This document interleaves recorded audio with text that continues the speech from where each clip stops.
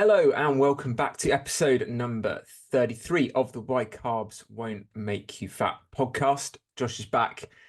Nick is dealing with a poorly child at the moment. Actually, no, it was And wife. his wife was poorly. Yeah. He's on childcare. So hope I hope Mrs. M is feeling better, Nick, and I hope you're surviving solo parenting. I'm sure it's very stressful. So I won't take the mick in any way. But it'd be good to have you back on soon, mate. I have just got back from holiday, so I'm semi in holiday mode, if I'm honest. So also just got back from London. I think today's the last day of holiday. Went to Cotswolds for a few days. Took the dog. Did very little cottage in the middle of nowhere. Nice. Fairly off grid. Not really. Got internet and heating. We just chilled. The weirdest it's the place was lovely. The place wasn't weird, but the internet was like it was mobile broadband, and then the All TV right. was like not even Freeview. They had like some free version of Netflix that was really weird. Uh-huh. It was like watching. Did you watch much TV? Have you been to America, Josh? Or you not? Yeah. Yeah, like you know how they have a movie, and let's say the movie's an hour and 50. hmm Probably takes 3.5 hours to watch with all the adverts they Yes. cram in Yeah, and yeah. every opportunity. Yeah, it was like that, but the adverts like buffered and stuff as well. So it was really Excellent. painful. And then when it came back to the movie, it kind of rewound a few seconds as well. So you're like, I've Oh, just yeah. yeah, it was but it was fun. First Mhm. world problems and all that. And yeah, today we've just been I just literally just got back from London. hmm Went up there with Mrs. G. Went to the Mm. Tate Modern, which is very much her thing, being creative. Yeah. Not really, not really me, but actually still some quite nice stuff. Like Mm. Do they have any big exhibits on at the moment? they look like they were sort of changing everything around a little bit. The building's like really cool because it's an Yeah. old power station. Mm. It's still got the old crane and stuff in the roof. So yeah, they're changing the installation, the big installation, and a bunch of different stuff. But yeah, walked around with the exhibits and stuff. Had an elite lunch. It was so good. I think I saw it in a story. It did look good. Yeah, Mm. slightly pricey, but so is London. Yep. Um, what struck me actually on a nutrition front, it was they just got a big old they got three big old salads on the go at this front of the salad bar. hmm Like really, really good, high quality food. Looked really appealing for in inverted commas Yeah. salad. But just done really well. Yeah, like pulses, cheese with it, like really nicely dressed. Even hmm I had like a focaccia thing that had a side salad with it. They had a really nice dressing on it. Really good Yeah. coffee. Yeah, how like probably how you would get food in Europe, to be honest. Oh, nice. Which yeah, Similar normally it's like a pasty, isn't it? Pasty Yeah, and of course. a cold pizza or something. So Mm. yeah, highly recommend. Nice. And to be honest, all the museums and art galleries are free in London, so they've got mail hmm somewhere. Yeah. Um, Not bad. how about you? Well, How's your week been? yeah, pretty busy with work. Um, some good client check-ins and Nice. retesting body composition. They've been losing weight and building Cool. muscle, which has been good. Good. And yeah, it's just been fun. They're shifting their mindset and all that, and they're seeing how they can manipulate things and not say if they go slightly off piste, it's not like falling off the wagon. They can just get back on it and reestablish things again. Like even one lady, she had initially was quite concerned. I think I might have mentioned it before. She was concerned about taking a week off the gym because she was getting a Mm. tattoo done, Yeah. and she Oh yeah, couldn't. yeah. Yeah, she couldn't train that much. But I said no, keep calories as they are because you're in a deficit, and your step count is still pretty high Mm. and all that sort of stuff. And so Yeah. in anything, she probably overanalyzed it. And so the second time it came around to get the tattoo colored in, she was like, okay, I don't have to stress so much around that sort of thing. Yeah, I think it takes a little while for the penny to drop that the calories are like the question I get asked a lot is, oh, I've gone from training 4 times a week down to two. Should I change my Mm-hmm. calories? I'm like, nah, Mm-hmm. it doesn't make that big a difference. It really doesn't. It's Yeah. like, yeah, change it by 50. Like, and I don't get my clients to track things like vegetables, so it's a waste of time adjusting unless they're very, very small and they're getting very close to being ridiculously lean, which is literally no client I've ever had. Hmm. 50 calories isn't worth worrying about. So Yeah. yeah, we just don't bother because then you start changing calories to match your energy expenditure on a day-to-day basis. It just becomes tiresome. Hmm. Like the when you transition out of calorie tracking, one of the biggest benefits is having a consistent amount of calories daily, not modulating it with how active you are, because then you know what your meals look like every single day. Hmm. Like there used to be a bit of a thing of like having high days and high calorie days, low calorie days, and you'd load more carbs on the high calorie days, Hmm. do that around your weight training. Like theoretically, you're using more glucose, so you need more carbs in and around your training. But as with all these things, the weekly totals are what really matter the most. Yeah. And again, it's just more mental gymnastics that you don't need to be doing for Hmm. like, maybe if you're going to go do a bodybuilding show, Hmm. maybe that stuff matters, but that's because you're like chasing this artif semi-artificial pump Yeah. of really depleting yourself, slamming in a load of carbs so your muscles look big, fat, and juicy temporarily to then go and do the show. Like it's not a permanent thing. Yeah. So, but I think people tend to extrapolate that all out into the real world, if we call it that. No offense, bodybuilders, but even if you're in prep, you're not doing it permanently. You're however many weeks and months you're going through to get to that stage where you look a certain way for a day, you're Hmm. soon out of that and things change and you go into bulking phase or whatever. Like, it's not, people focus on the in the moment thing and it's not really. A bit Yeah. like actually, you said what's quite cool to hear your clients, you know, falling off the wagon, if you like. Hmm. Necessarily love the term, but like, yeah, falling off the wagon and getting straight back on it Yeah. because people tend to focus in on, yeah, I fucked that up. Hmm. I fucked That's that up. quite, It's all over. it's the all or nothing approach, Yeah. and generally, people who have jobs where they're fairly highly stressed want quick, fast results, and then if they feel like Yeah. they've dropped off, then it's a failure or something like that, and Yeah, yeah. it's not. Yeah, yeah. And I guess a lot of your clients will be that way because the type of Mm, place it is in the market that you go for, which is fantastic. But mm, with strengths, it always follow weaknesses, right? Not follow, but there's always a yin and yang to yeah. everything there. And Hmm. quite often, people do tend to be quite hard on themselves, Yeah. which in turn, like in the longer term, doesn't necessarily always help. I think like it does and it doesn't. So shit, I missed a session. I fucking need to get back in the gym, right? So the alarm goes on for 5 in the morning. I will make that happen the following day. That's like a Hmm. good example of that. Yeah. But almost sort of like punishing yourself with the, I messed up my food today. Fuck it. It's Hmm. like then withdrawing all your cash from the bank and setting fire to it because you lost your bank card. Yes. It's a half decent analogy until you I do. realize I like you're that one. struggling to get the Yeah. cash out without your bank card. But you know, Yeah. I like that one. what was the one? The one I don't fully know the context. So I haven't watched the video yet. But this guy was talking. I saw in the comments the video, and this guy was he mentioned the phrase, "You just washed your car and then you take a shit on the bonnet." It seems like a similar, like, oh, I missed the spot. Yeah. Oh, I the missed whole the thing's spot, so ruined. I let's may just as well throw do muddy this. water all over the car. Yeah. I'm pretty that may well have featured in the Tape Modern earlier today. I think Yeah. probably some of the artwork in there. It is modern art after all. Yeah. Yeah. Right. Enough of all that. Let's get into the meat and bones of the podcast. So, Josh, you wanted to talk a little bit about wearables. Yeah. So wearables for particularly for tracking energy expenditure because So we're talking like smartwatches predominantly, aren't we? Like fitness devices that smartwatches or even stuff.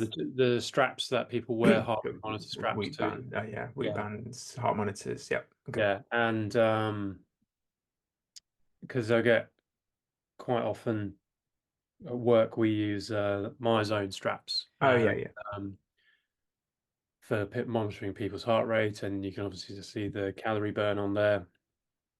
But it just kind of got me asking myself a few questions. There's been a few times when uh, females will look at males' tiles on the screen and say, why are they burning so many more calories? And well, Because first, they're bigger. firstly, they're bigger, they have generally more muscle mass, so that's one factor. But then there's also the question that is, I'm eating in a calorie deficit, but I'm not losing any weight, but I'm also burning all these calories when I'm wearing my strap and tracking that sort of thing. And if that's the case, you're more than likely not eating in a calorie deficit. Yeah, Um, exactly. and So, and not, I can't remember. There are some times as well where they're thinking, I do this and I do this, and it just doesn't seem to come off. And it's almost like they're Mm. hypothetically saying, I'm defying the laws of thermodynamics, so it must be something else Yeah. going on. And doing a little bit of research, and there was a study back in 2018 where they would judge it, the accuracy of Apple Watch, I think a Mhm. Polar and a Fitbit, and all of them were pretty good at monitoring heart rate, um, Yeah. particularly the Apple Watch. But there was at least a 28 to 93% inaccuracy when it came to energy expenditure. 93%. Yeah. Wow. And then that was in 2018, and then there was a more recent study done with the newer versions of the watches, in this case of an Apple Mm. Watch 6, a Polar Vantage V, and a Fitbit Sense. And again, Right. heart rate was good Yeah. for monitoring sense, and Apple was again top dog for that one. And then, but when it came to energy expenditure, that margin had gotten slightly smaller of 25 to 15%, being slightly off of measuring energy expenditure. So much like when I've talked in the past about the bioelectrical impedance Yeah. scales in Yeah. body machines, there is still that margin for error, but it's a useful piece of kit, Mhm. which you're probably going to go on to in a moment about as it particularly pertains to running and marathons and things like Yeah. that. Yeah. Uh, but for measuring energy expenditure, it kind of they'll see a high number of calories that they've burnt on their Yeah. app or whatever, and they'll go, "Oh, I can eat that back," or Mm. something like Mhm. that, and it doesn't really correlate. And No, and I'll explain why actually in a mm, minute, actually. mm, Because actually one of the other things that had some of our members say to us is they've got fitter. mm, Like, fuck, my calorie burn's going down mhm, during the session. right, It's like, yeah, you're fitter. mhm, So the way, so let's start from the start. I was just Googling frantically what's the scientific method of determining calorie burn?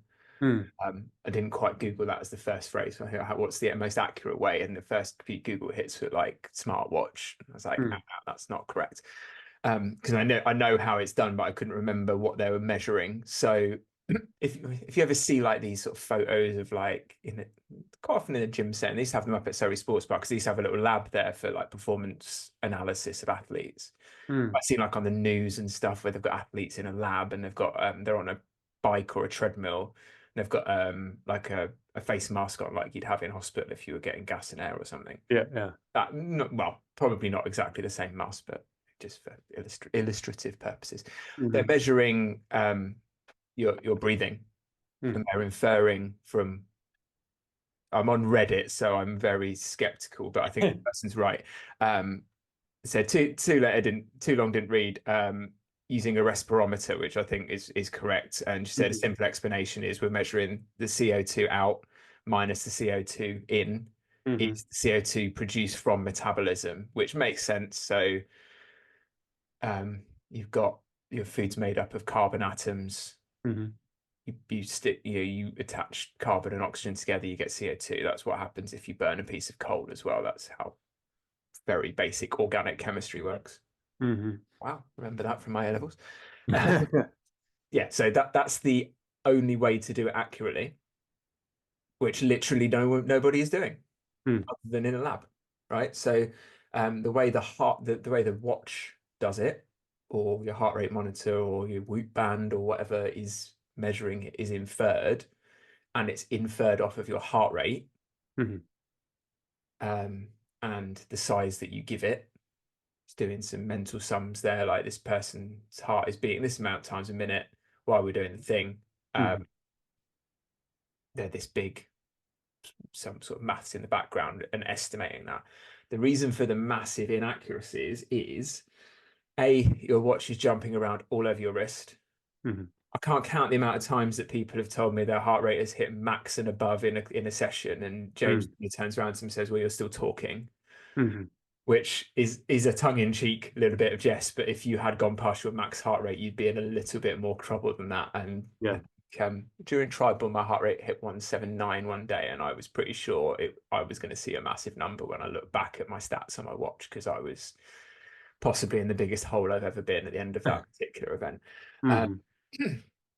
so, like, I'm not saying heart rate data isn't useful. Like, it's Mm-hmm. educative of how hard you're pushing potentially, but again, depending on what you're doing, Yeah. um, like I was in bits at the class I did last night, and I was nowhere near 178 at any point. Mm-hmm. But I was almost as high walking up a hill earlier in the day. Right. But that just gives you a kind of perspective. Also, different people function at different heart rate zones, so it's all very, very individual. Mm-hmm. One of the things that happens that leads to the inaccuracy is if we lift up a heavy weight, our heart rate peaks. We put down the heavy weight, it doesn't instantly drop. It also Mm-hmm. doesn't instantly peak. It builds gradually. So actually, I have a client at the moment who is a lovely guy. I love training him. He's absolute badass. Mm-hmm. A whole bunch of health problems, including he's got a prosthetic heart valve. All right. Okay. So every time and you don't notice it straight away. So he had to point it out to me, but then when he pointed it out to me, it freaked me out a little bit. And he won't Mm. mind me saying that because that's what I told him. But every time his heart beats, you hear the valve tick, uh, tick, tick, tick. So like if he was just sat here, it'd be ticking relatively. mm. And if he works as he works harder, Mm. you It hear his kicks. heartbeat Mm. working harder. Yeah. So then I had to like train. Like it took me maybe 2 sessions of training him to be like, no, Tim, look at his face, talk to him. Like all the stuff they teach you as a PT when you very first start and you do all your exams and stuff of, Mm. can they hold a conversation? What's their breathing like? What color are they? Mm-hmm. Because I was like really getting like I could just hear the heartbeat increasing and be like, is that too much? I don't know how many. And I was like, no, it doesn't matter what that noise is. Mm. He will tell me if it's too much, or you will see that it's too much. Because if he's the only client who has this feature, Mm-hmm. so ignore the feature, focus on what you normally do. Yeah. Same with your heart. Like, so the amount of people in class are, oh, my heart rate's this, that, the other. It's like, well, are you working hard or not? Mm. um, if you pick up that heavy weight, your heart rate peaks. I'll get back on track now. Your heart rate peaks. It takes a little while to peak. It takes a little while to drop. Mm. Your watch is estimating the calorie burn based on your heart rate. So it could be, let's say you hit a deadlift at 90% of your max and you hit 3 reps. That takes 5 seconds Mm-hmm. to do.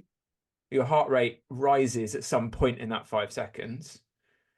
It then takes a long ass time to come back down. This is why we wait maybe 3 minutes before hitting that again. Mm-hmm. In that 3 minutes, you are doing nothing. You're sat on your app, or you should, if you're training with me, I'm like, right, have a sit on the bench, chill, we're chatting. We're doing pretty much nothing in that Mm. 3 minutes. In that whole 3 minutes, your heart rate is elevated. So your watch thinks you are burning calories that you aren't. Yeah. Yes, your calorie burn is increased because your heart rate is beating harder, but you're not expending as much effort as you were when you were picking up 150 kilos a minute ago. Mm-hmm. So that's part of the inaccuracy. Mm-hmm. The other element of inaccuracy, which on the right device is relatively easy to iron out, is you are always burning calories regardless of what you're doing. So the concept is, I'm going to do some maths now. Let's say this is going to make it easy for us. Let's say your calorie target for whatever your goal is 2,400 calories a day. You'll see where I'm going with this in a minute because I want simple maths. That means per hour, there are 24 hours in a day, you burn how many calories? 100 calories per Mm-hmm. hour. Yes, you burn more at some times than others, but we're kind of evening it out across the whole 24 hours. Yep. That means if your smartwatch isn't making a correction of Tim burns 100 calories an hour when he's sat on his ass, it's going to tell you that, let's say it does know how many calories you've burned very accurately, regardless of what I've just said about weightlifting. Let's say you're on a bike and you're doing steady state cardio. That's more accurate because you're doing the same thing and your heart rate is consistent. Let's say you've done, I don't know, 45 minutes on a stationary bike and you've burned, pull a number out of the air, 300 calories. Hmm. Your smartwatch might tell you burnt 400 calories because it's taken that 100 calories that you would burn whether you were on the Normally. bike or not Yeah. and left Mhm. it in there. Yep. When we set a calorie target, we'll use what's called an activity multiplier. So coach will have their best guess at how active you are from what you've told them, and that will include the gym sessions you do as well as how much you walk around each day. So let's say you're a waiter and you do 15,000 steps a day, that's going to have a big impact on your calorie burn versus you are a desk worker who just drives straight to the office and does like 2,000 steps a day, doesn't go out for a walk at lunch, doesn't walk into the office, any of that. Like there's a big difference in activity level there. Hmm. But that is already taken account of in the sums, as well as we'll also put in that activity multiplier, your gym sessions. So they're already counted. So if you then go and eat back what your watch is telling you, we've already allocated 300 calories of calorie burn for your workout. So if your watch then says you've burnt 300 calories, you're not eating it back, you're eating more Hmm. because it's double counted. Plus, your watch may also be inaccurate because it hasn't taken into account the energy you burn without exercising. Yep. I hope that made sense. It's probably a lot Hmm. written down, but like there are all of those factors at play, which makes it quite confusing, which then leads me to the advice of just ignore your fucking watch, Hmm. which is my advice all of the time. Yep. Um, Especially like even to like wearable devices with something like Whoop, Hmm. where it's like, you've hit your maximum strain today, you shouldn't train. It's like, right, well, I feel great. Before I had this thing on my wrist, I'd go Mm. train. And I get that's part of the point, but sometimes it just gets it wrong. Or Mhm. sometimes it doesn't matter if you have a shit session because it's actually about consistency and doing it. Yes. These are things designed with like pro athletes in mind, where it's like, oh, well, we'll take that concept of for the pro athlete, we do need to hold them back a little bit now because they're mega competitive. Hmm. And that does work in the right hands, but that's the job of a coach. Mm. And if the coach isn't any good, the athlete's going to get injured and that coach isn't going to get hired again Yep. because they're burning out their athletes. And there is a lot of like skin in the game that a device isn't going to be able to give you, but marketing. You paid a lot of money for your device, you're going to believe it. So that all of those problems persist. Hmm. Having completely slated the idea, it does have some benefits. So where I would use it, and we did this with my client Terry, who I've talked about before when she was running the marathon. If you need to eat enough for your goal and you do a lot of steady state exercise, where basically think about running a half marathon in training for a full marathon. Your heart rate's going to rise when you start running. It's going to hit a level, and you're going to deliberately try and keep it at that level. That was how I paced myself when I did a marathon. Very basic, many different ways that you can do it. And I'm not a running coach, but I worked out very quickly that if I got my heart rate in a certain zone and kept it there, I wouldn't gas myself out because I would Hmm. always run too quickly because I felt good, but that doesn't last for 2 hours. You start to go off a wall. So you need to kind of keep your heart rate in a zone to allow yourself to do that endurance thing. Let's say you Hmm. go out like cycling for 3 hours, you're going to be in a relatively consistent heart rate zone. It will peak and trough as you go up a hill, whatever, but it rises very slowly and falls very slowly. So the calorie burn from that activity can be much more trusted, coupled with the fact that if you then wear a chest mounted heart rate monitor, it's much more accurate. Hmm. It's not on your wrist jaggling around everywhere. It's fixed and it's measuring very consistently. The thing that I said, which is why I explained it earlier, the thing that I said about how many calories do you burn per hour Hmm. is still valid. in most cases, and Mm. it's very difficult. I did try and look at like the Garmin website, the Fitbit website, and none of them really tell you how they figure it out, which Okay. figure out the calorie burn. Yeah. But it's safe to say, if everything's relatively consistent, I would always say to my client, we're going to deduct that baseline calorie burn that you would burn without Mm. you doing the cycling Mm. so that we're not overfeeding you. Yep.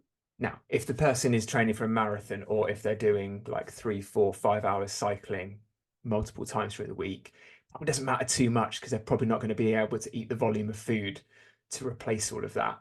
Like, and it's going to be a small percentage of their calorie burn. So we might be talking like someone's doing, 4 hours cycling 3 times a week. They might need to eat 5,000 calories some days.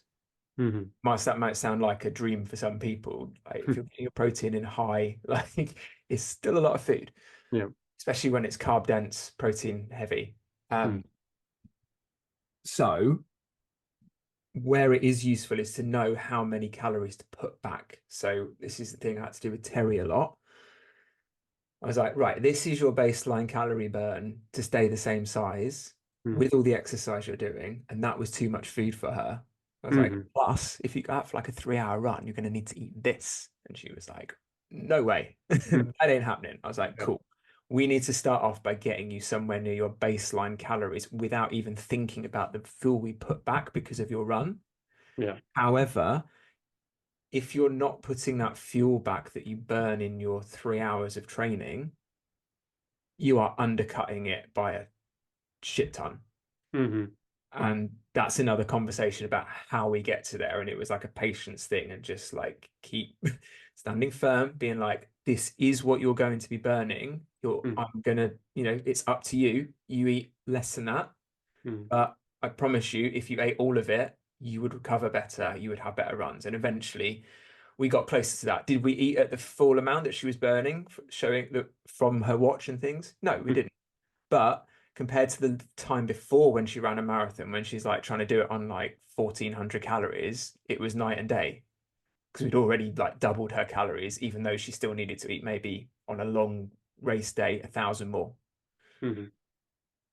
Depending on how serious you are, the more likely you are to do that. But I have done that in the past when I've been doing training, and I was like, well, I've got this occasional cycle with my friend, and I was like, shit, I've done 3,000 calories today Mm. on top of 2,500. That's a lot of food. Hmm. But then it's like, okay, that's a lot of food. How do I get that in? And then the more times I went cycling, it was like bigger breakfast, more cake when we stopped for lunch, Yeah. more snacks when I get home. And Hmm. be like, yes, you're full, you still need to eat, and all of that kind of stuff that education brings. So that's a long way around of saying they do have a purpose and a point, Hmm. but only for steady state long endurance. So what I normally say to my clients is just the number on the smartwatch of calories burned doesn't matter unless we're going over an hour's worth of continuous exercise. Hmm. Final point, that's not 2 hours in the gym lifting weights because you No. haven't worked for 2 hours. You've been on Instagram, you've been chatting to your mates, you've Hmm. been spotting people, you've been dicking around, not doing a lot. Like you think about it, one set of 10 reps is like a minute, maybe Hmm. only working when you're moving the thing. You're not, you know, sure, if you're in the gym and you're like doing a WOD and you've literally done a 2 hour AMRAP, fine, Mm. I'll let you off. But that's no one I've ever seen training in a gym, if I'm honest. Nor me, actually. No. No. And even then, they do take breaks in between the things. Yeah, exactly. Yeah. Exactly. Anything else on that? I kind of covered everything because there's a number of people I work with that put a lot of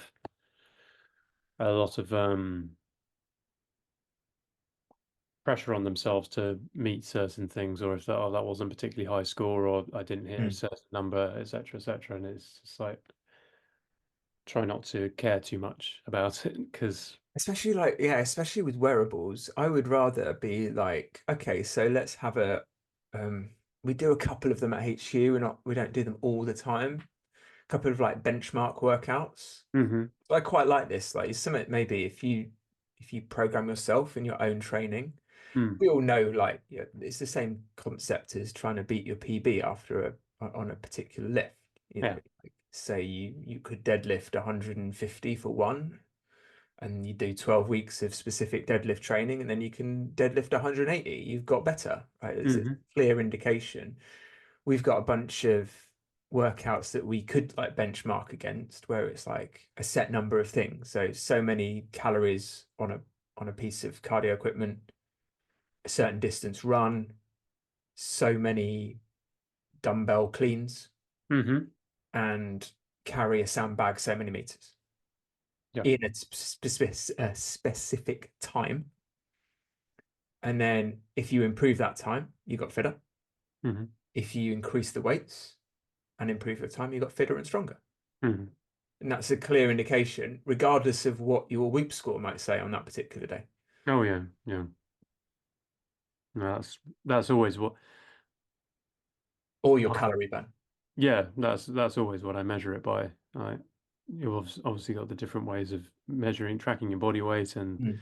body fat percentage and all that sort of stuff, whether it's tape measures or calipers or um but yeah, like how you're recovering, what your energy levels are like. Are you lifting more than last time? Is the workout that you did the previous time you attempted it not kicking your ass so much? And that's quantifiable proof that you've gotten fitter and stronger. And Yeah, unless we start strapping people with Bane masks and monitoring exactly. Yeah. how much carbon dioxide they spit out. There was that trend. What do you remember this trend where everyone, Yes, I not do. everyone, they had the I masks considered on the car, I on the considered treadmill buying with one like a, just for shits and giggles. Yeah, yeah, yeah, they'd have this like respirator thing on the treadmill. It probably yeah. died off during You could COVID, get didn't these it? I different imagine filters as well to make it like you're harder. Yeah. running at altitude or something like that. Mm. Yeah, But you'd have to do the voice every single time. absolutely. Yeah, it also started around Halloween. Yeah, yeah, definitely. Yeah. Maybe it's a good idea for some Mm. content. Trying to Yeah. get into a little bit more funny content. I see how funny I am on my Instagram. I keep having these ideas, and then I just realize how hard video editing is, and I'll probably Eh. give up. But it's another one popped into my head. Yeah. I mean, I often think if I really went with what I find funny, I think I'd lose a lot of followers, or I might gain a lot of the wrong kind of followers. or you might gain a lot of the right ones. Yeah, this is true. I was like, Your oh yeah, dream I think clients. that too. Um, right, should we shift on to A hypothetical. aesthetics? I feel like we should have a jingle at this point. Yeah, I'll see if I can write one. So you can write. Yeah, It'll have to be in a similar sort of shreddy style to what you yeah. show for us. Mm. Otherwise, it'll sound a bit Out of idea, context. a bit hashed together. But like the rest of the podcast, it's not you, Josh, that's me. Right, so um, I'll read it out, and then actually I'll get your take on it first. So this is actually a past client of mine, Uh-huh. and I'm happy to talk about what we did. I'm more than happy to talk about what I would probably do now because I'm a bit more experienced as a coach and a bit braver, to be Okay. honest. So this lady, late 50s, Hmm. high performer, um, like head of HR for quite a big company, Hmm. um, very, very busy, lots of work from home. In her words, addicted to chocolate, could Right. not stop eating it, which I think is the first problem. Um, and it did hold her back because she was typical of that age group and type of person where she'd eat very, very little, eat like a sparrow. Yeah. Um, she'd eat lots of dried fruit and nuts because they were like healthy in inverted commas, which they are healthful, but the calories can stack up quickly. She's terrified of eating too much fruit. She'd Okay. often say to me about this like chocolate addiction that she just got a real sweet tooth. Like she couldn't even trust herself in inverted commas around fruit. And a lot of this initially sounded to me like undernourishment, often where those cravings come from. Yeah. Um, as I got to know her, it was certainly to do with stress Hmm. and a response to stress eating. Yeah, a way to calm stress, just Hmm. eat something pleasurable, which works. unless it's the thing that you don't want to do, which in her Hmm. case it was. So I'll leave it there as a bit of background, but perhaps you must have clients like this, Josh, all of the time. So how would you like start that initial kind of Um, fix, if you like? well, going cold turkey is not a good idea. No, agree. Um, and I would kind of hark back to a previous episode when we were talking about food pairings of having something you want with something you need, Yeah, and having something that's usually easier to overconsume and then something that's more nutritious. And it can go for sweet stuff, it can go for alcohol. More often than not, it's alcohol. yeah, And trying to make substitutions where you can. And I suppose from the mindset point of view, is recognizing those triggers, um, which yeah. I'm from the sounds of it, she's fully aware of and what causes it. So I can't go, or just be less stressed because it's not that simple. We did do a Um, lot of work on that mindset thing, actually. It's a good shout. yeah. But from I suppose a simple thing to start with would be that food pairings thing. So then it would get to a point where you're having your stress food or your trigger food in a more measured and Mm, moderate way because you've also filled up on something that is probably more satiating than the chocolate and things like mm. that. And then addressing the mindset, trying to again probably go with that toolbox analogy of like this is how you handle things. It's not serving you as well as it used to. Let's Yeah, try some new tools and some new habits. yeah, That would probably be my take for it. yeah. Perfect. And yeah, very similar to what we did. Excuse me. Very similar to what we did. Talked a lot with her about. So came up with like a few strategies, and it was very much like, okay, this is what we need to do. So we need to identify the trigger Mm, a little bit, then we need to run some interference on that. So we need to get away from the mm, environment. So the first things first was to get the chocolate away from the desk, which was upstairs, which was handy. yeah. Um, and like various different things. A lot of this, some of this was through COVID, so we were also working at home. But her husband was really good. He'd bring her up teas and coffees and things. So it was about Hmm. like communication with her husband about tea's great, thank you, that's incredible. Please don't bring any biscuits, Mm, which she was more than on board with. But she would just sit at her desk and work and work and work and work and work, which I think was part of the problem. So we right. then tried Not to not engineer, taking regular yeah, breaks. we tried to engineer in a bit of like what they call mechanical eating, Mm, fixed breaks, so that we do eat on a fixed schedule. hmm. Um, which again is hard to do in a corporate world. I remember COVID and working in that corporate environment, and actually in a relatively laid back corporate environment compared to some of the ones that I hear of from other Hmm. clients. Or maybe that's just how the client is. Yeah. Firstly, I was like, right, it's 12 o'clock. Um, Loads of people are on lunch. I'd take mine a bit later at like 1. And it's Hmm. like everyone can see in my diary that I've booked in lunch in my diary, which Hmm. like 30% of the company just rip the piss out of you for putting lunch in your diary. And it's like, well, Yeah. stop booking things in my diary when I'm supposed to be fucking eating. Yeah. How do I keep you out of my diary any other way? Hmm. Which sometimes people don't have the balls to say. I willingly admit that. And I was very much one of the ones to be like, no, do you sign my paycheck? You don't. So no. Mm, Or escalate that then. Or if it was, we probably wouldn't go down that route with it. Be like, well, when else can we meet, mate? Come on, I need to mm, eat at some point. Um, the amount of people that be like, oh, 5 minutes enough for lunch. No, mm, like to be honest, these days I work for myself. 5 minutes sometimes is enough for my lunch because every single penny I earn goes in my back pocket. mm, Every single penny that you generate in a corporate job goes to someone else. hmm. I'm the tax man, and then you Yeah. get a little bit at the end, Hmm. regardless of whether you have a 5 minute lunch break or an hour one, despite what you think happens at your appraisal. Bit of tough love there. Anyway, corporate rants over. So these are some of the things I could have been saying to this client, which I think we had those conversations anyway. Yeah. Um, Obviously, with the position comes a certain amount of like having to work through lunch breaks and stuff. We all get that. It's just about strategizing. So one of the few of the things we came up with was like basically, let's sit down. One of the calls I had with her, let's sit down and write down a bunch of things that you enjoy doing, and eating chocolate's one of them. Stick that first on the list. What are the other things?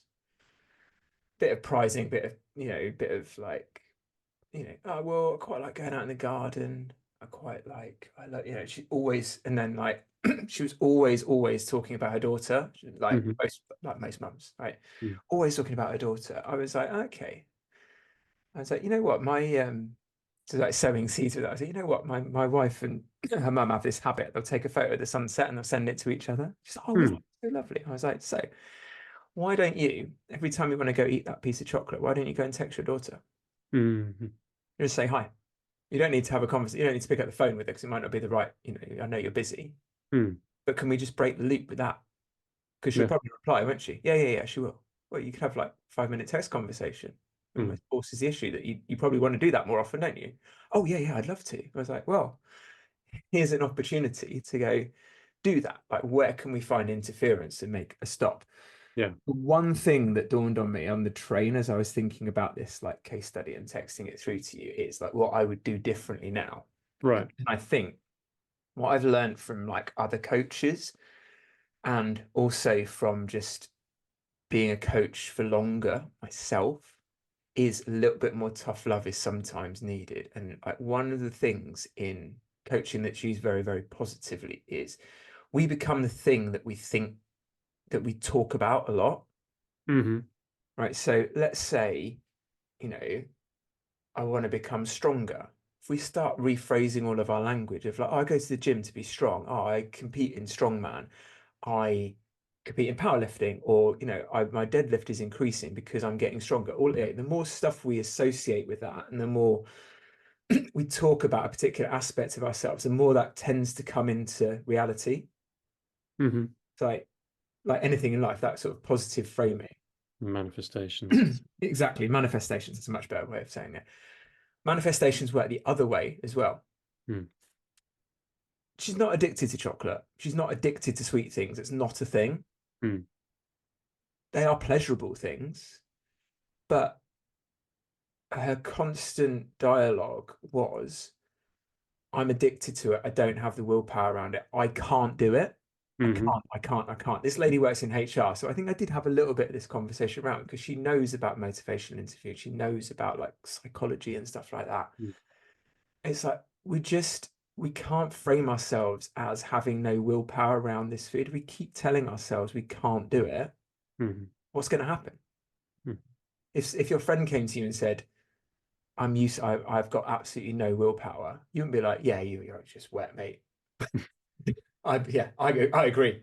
You are you are a lost cause. It's Yeah. basically what you're saying to yourself. So I think whether or not it would have got through and it would have been bought, I don't know, because after a number of years, it becomes hard to unpick those things about Mm. us. But having that defeatist mindset that we are the thing that we don't want to be Hmm. just reinforces that that's all we'll ever be. Yes. And for me, that was probably the tough conversation that I didn't have.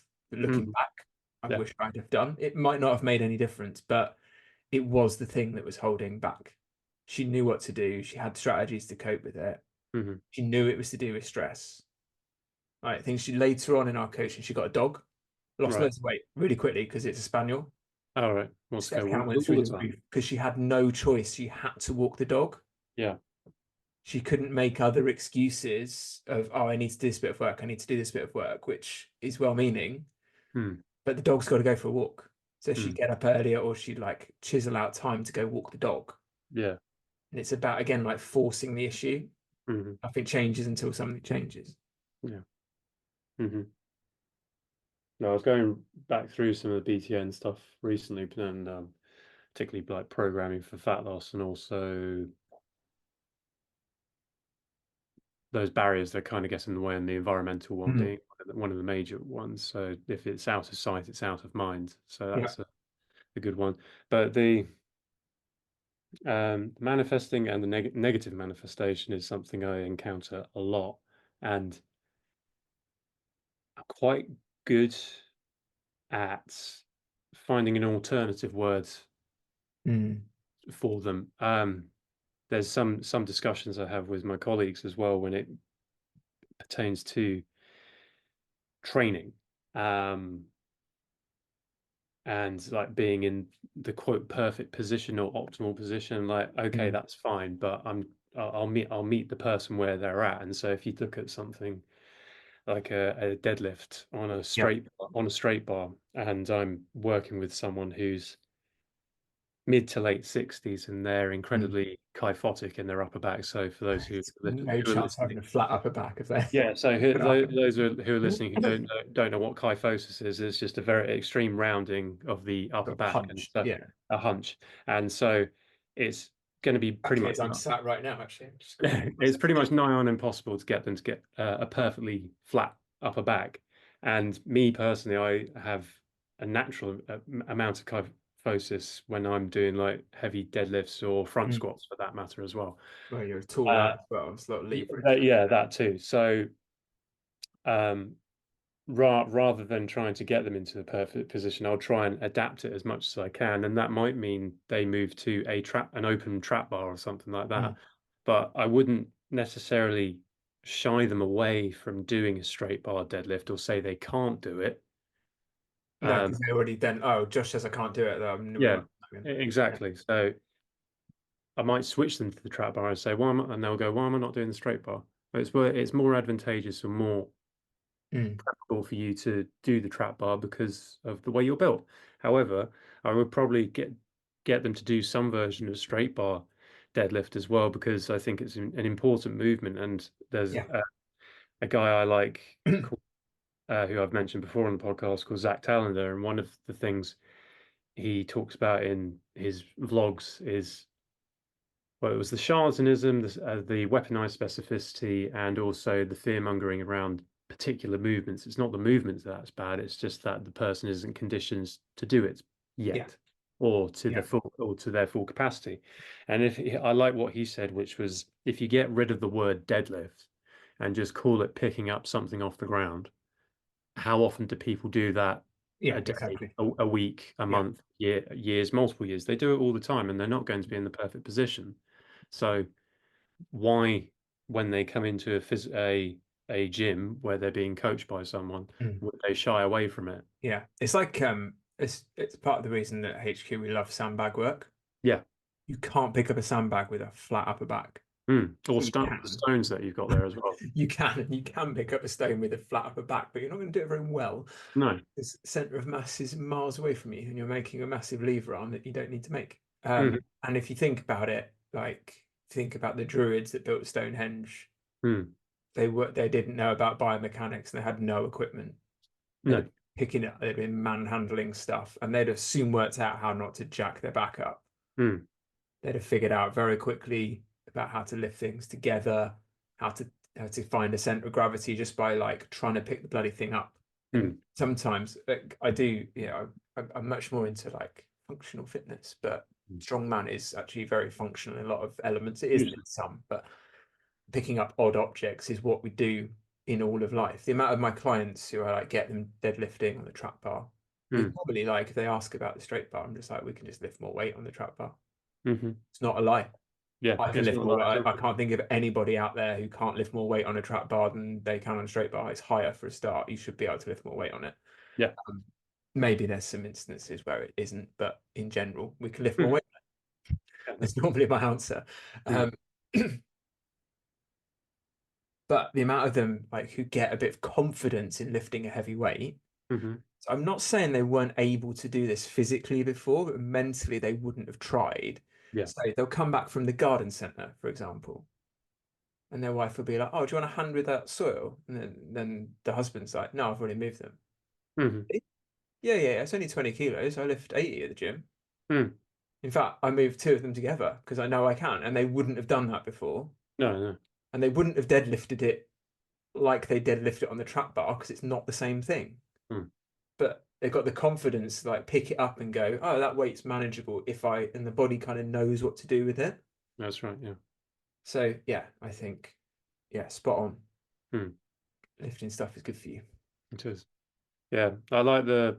the like the reassessment of your approach, particularly with the tough love, because there's only so much coddling that one can do, and Mm. that might not result in any kind of meaningful change. But whereas you kind of, if you get to brass tacks and approach it like that, um, it should, well, more often than not does end up working. It's just I found what this doesn't even have to relate to clients. It's also with friends.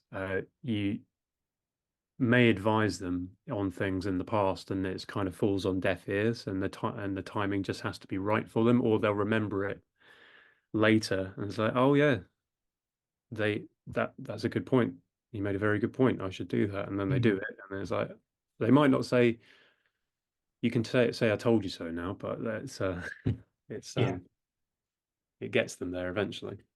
I'm actually reading a book at the moment, which my wife found for me, and I went into Waterstones to buy a book. I was Mm. like, I'm going to buy some sort of like mindset related book. Hmm. Um, and it's called, I think she'd heard of it or read it before, but it's called Surrounded by Idiots by a Okay. guy called Thomas Erickson. And it's the four types of human behavior, Uh-huh.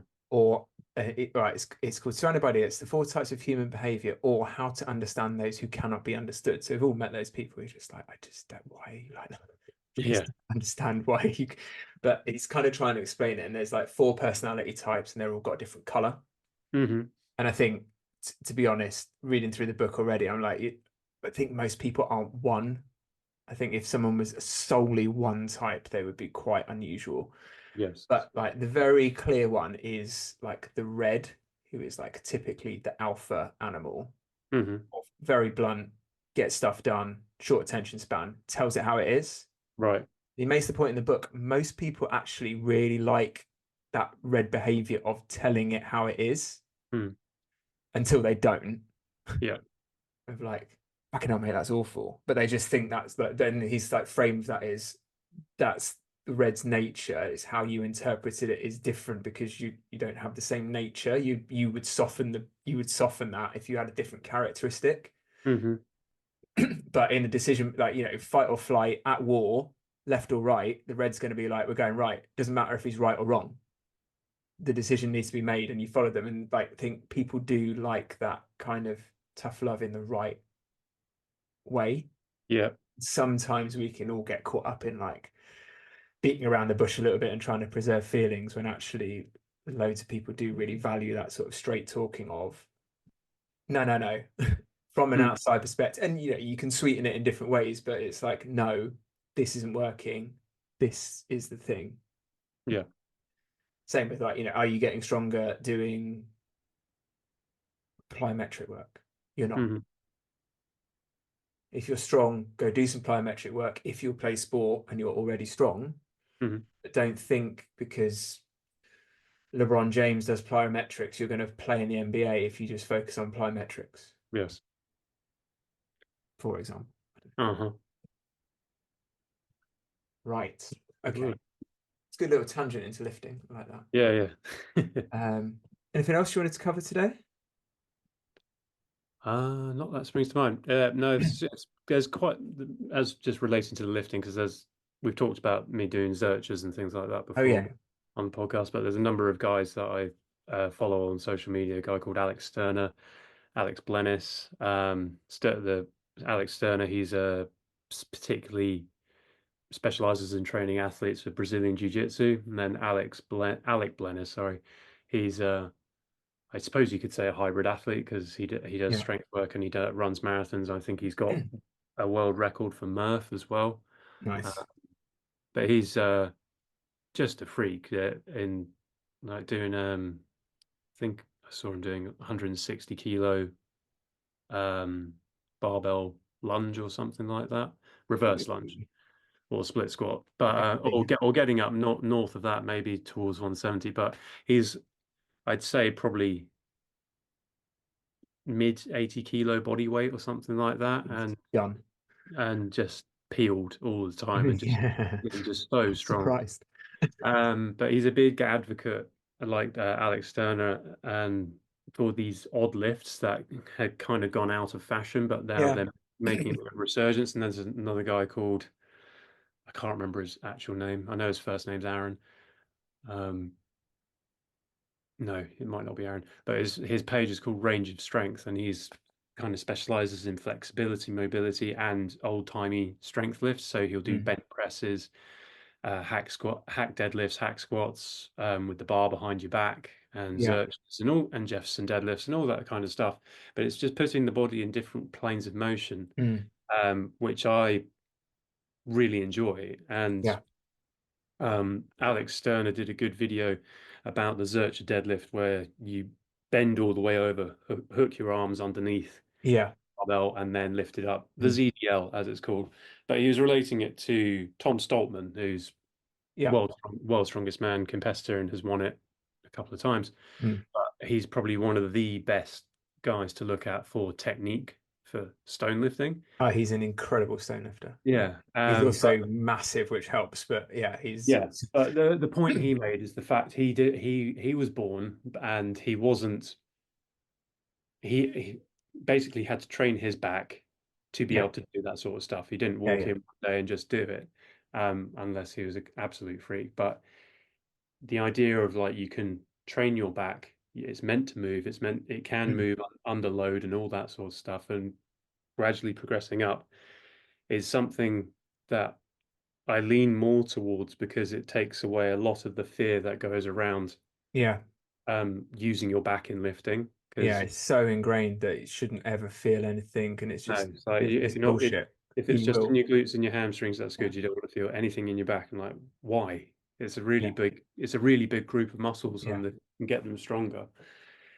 You're going to have better quality of life in the long run. You'll be able to just do Mm. more. And trying to Yeah, communicate, huh? probably the amount of people out there who will happily pick up their child at like over 20 kilos, Yeah, but be like, oh no, manual handling says I shouldn't lift more than 20 kilos. exactly. Yeah. It can be frustrating at Yeah. times, but then every now and then I'll demonstrate, look, you could do this. And they go, what the hell?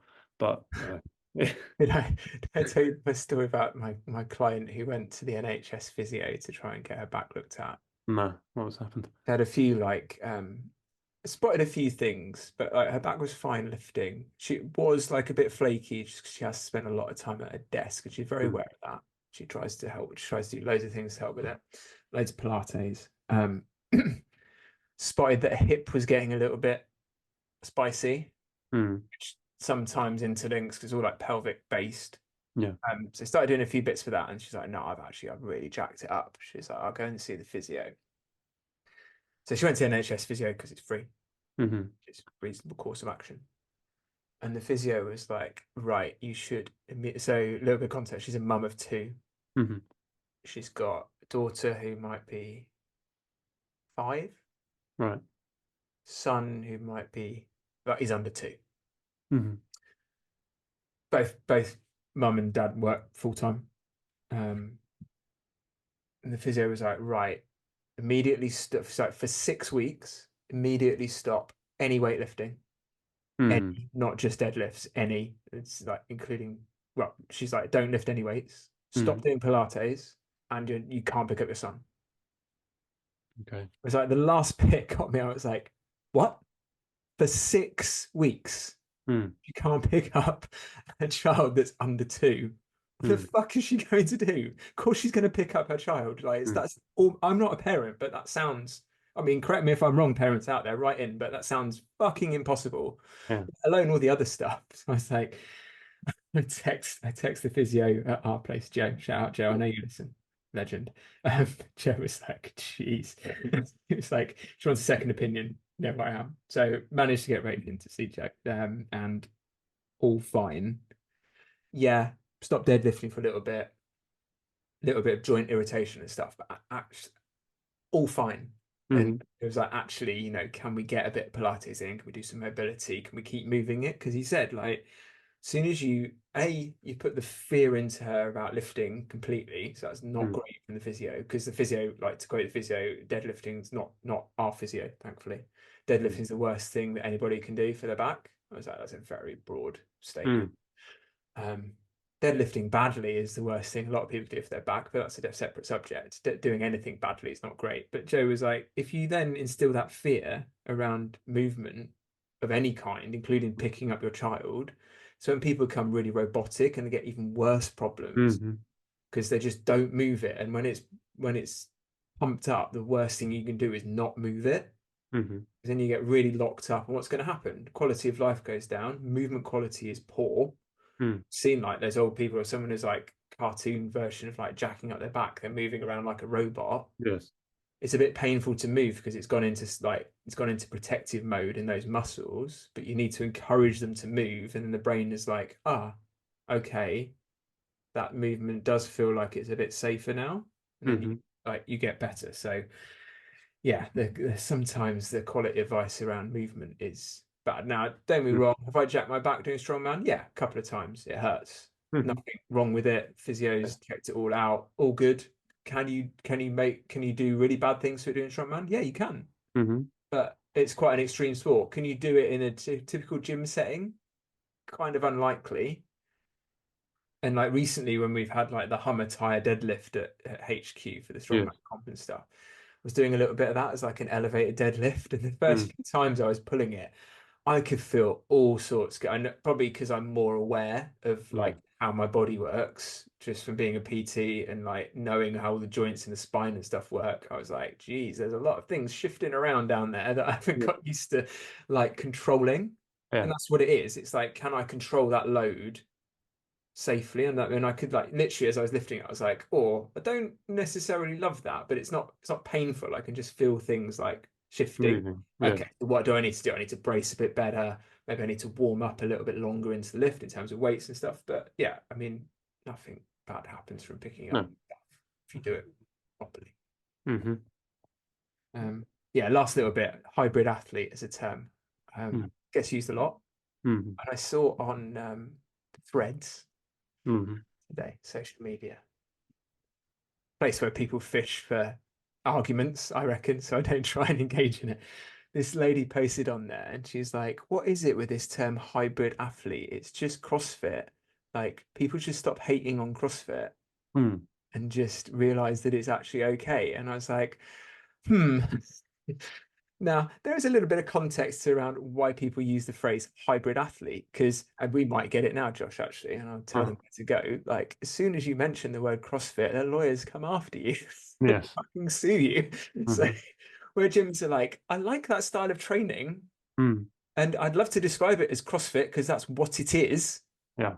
but you've trademarked the term and sue people for using it. So, Mm. that's why we've come up with another term. Mm. There Also, was like, one. There was um, one of the coaches on my PT course called Craig Massey, who was worked up at Train Manchester, which is where Sam Briggs used to be. right. And he was a CrossFit coach, and I think he still employs some of that um, methodology and what he does with PFCA and Marshall and things like that. Mm. But he was a video that he posted a little while ago on his Instagram when he was asked what's hybrid training. He's like, it's just training. That's all it is. It's It's just like training. it's a bit of running, it's a bit of lifting. It's just training, isn't it? Yeah, that's Yeah. that's all it is. And yeah, I get like the CrossFit trade and like CrossFit's name's kind of a bit in the mud at the I mean, moment. their lawyers are probably quite busy doing other stuff at the minute, aren't Yeah, with what happened at the games they? recently, Yeah. unfortunately, very sad. Very sad. But yeah, it's yeah, to what that lady says, you could just say it's just training. Yeah, it It's is. like you can't really say like it's the fact that you put certain movements together and you think, okay, that's CrossFit. Well, you got a bit of gymnastics there, Mm. got a bit of barbell work, and then you've got some endurance thrown in there too. Yeah. Crossing some very different methodologies and styles of training, and it could come under that umbrella, but it's just training. Yeah. I mean, and having seen some of them in the flesh at Tribal Clash, the team that won it with CrossFit Gym, they Yeah. were savages. They were Yeah. so fit and strong. A lot of them could have done a strongman competition and done bloody Mm. well, I mean, having not really, because they just got all the foundations. yeah. I still Hey. remember a video I watched ages ago when I was quite into CrossFit, and it was on Mark Bell's channel on Super Training Gym, and he had a number of athletes competing. One was a CrossFit athlete, one was a amateur strongman, the other one was a bodybuilder, one was a powerlifter, Mm, and pretty much in every single event, the CrossFit guy crushed yeah, because yeah, it's yeah, that general physical preparedness. He can do pretty yeah, much anything. He's pretty fit. He's pretty strong. He's got a good engine on him, yeah, and compared to the other guys that only train like maybe static strength or very mm, specific things, he was a bit more able to do it, and that's how he ended up on top. Not saying that they're the best athletes on the world, but it's an impressive what they can do. And like I've trained with some in the past who their work capacity is just yeah. amazing. It's a very they're very well-rounded Mm. training if done well. Yeah, Like some of the bits we don't necessarily like at HQ where it gets a bit too technical. yeah. So that's then why it's more like hybrid style training at our Mm. place because we're not going to be a CrossFit affiliate. No, and there's Um, also the point of entry is just yeah, makes it's it. too, and that's why we don't like it. The point of entry is too high. You're like, oh, okay, we've got to scale this thing down because it's really difficult for pretty much everyone apart from maybe James. A bit like Yeah. even like, the assistant coach can't do half these movements. So then we're like, Hmm. why are we asking a 40-year-old guy with two kids who's just returned to training to try and do a muscle up? It's like, Yeah. what purpose is that serving him? Hmm. When we could give him a sandbag and go walk with that, chuck it on your shoulder. Yep. Here's how to Do deadlift. Here's some how to do do a some squats. clean. Like, yeah, much more effective for that type of individual. Don't get me wrong. If you then want to go into CrossFit and do all the technical stuff, great. But then it becomes more like a sport and a skill to learn. Yeah. But the good CrossFitters do all their basics as well. They don't just Hmm. do the party tricks. Yeah. Same in any sport, really. Hmm. Right. Let's leave it there. Where can people find you, Josh? Give them a At little Josh, reminder. at Josh Weaver 90 on Instagram. Cool. You can find me at Food Flexibility, foodflexibility.co.uk on the internet. If you've got a question for the podcast, send it in, tim@foodflexibility.co.uk. If you want to disagree with me about what a hybrid athlete is, crack on. And until next time, please remember, carbs won't make you fat.